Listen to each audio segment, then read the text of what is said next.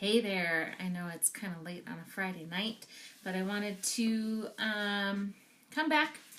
So tonight I am going to briefly talk about another tip about being an introvert and an extrovert's job. And this is actually less about that and just more generally about learning other people's styles and communication styles and how that can be really helpful, whether in your personal life or professional life. I know for me, I've done a lot of study and research on that with some coursework that I've done in the past and some classes that I worked on in the past. And so it's become very interesting to understand how you can apply the information. So tonight I'm going to talk about thought process and how that can differ between people who are more introverted in tendency versus extroverted in tendency. And this gets mistaken a lot. It can be very mistaken, which is why I think it's important to understand the differences in people. Because a lot of times, introverted people, and I think this is where the shy piece comes in, where people think they're shy, aren't as assertive, tend to not be as assertive in talking in a group discussion or even one-on-one. I know I can tend to lay back, excuse me, lay back a little bit in a discussion and listen. And some of that is just listening. And then some of that is thinking. Extroverts tend to think externally. And so working out a problem externally through talking through it until you find the solution. And I mean, there are definitely situations that I do that in. I kind of ride that line.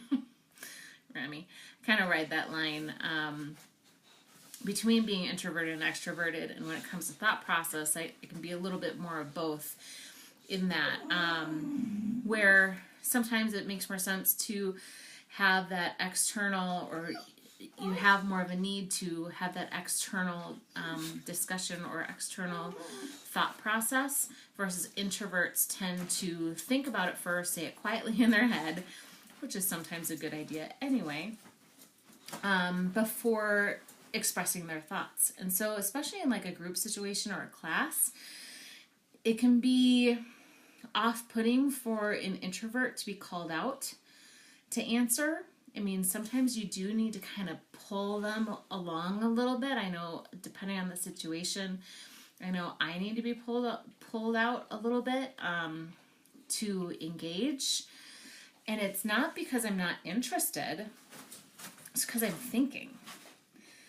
And if it's a new situation or a new topic or something like that, I have the tendency to want to observe and absorb what is happening around me before outwardly expressing myself.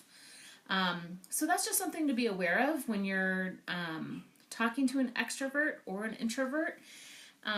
It doesn't necessarily have to do with their level of engagement in the conversation. It might, but it doesn't necessarily mean it's a level of engagement. And it also doesn't necessarily mean, if it's an extrovert who is doing their whole thought process externally, it doesn't necessarily mean that they're looking to be the center of attention or looking to, Remy here. She's being very extroverted tonight. And it doesn't necessarily mean that, they're looking to be the center of attention or be the person who knows all the answers. They may just be processing, versus if you are more introverted in style, you may be processing internally. So just something to think about in your personal life and in your business life, quite frankly. I think it can be a helpful thing to try and look a little bit deeper into how people use their thought process, whether that's an internal or external thought process, and how you can complement and work with them even better. So that's my tips for tonight on introverts versus extroverts. Have a good night.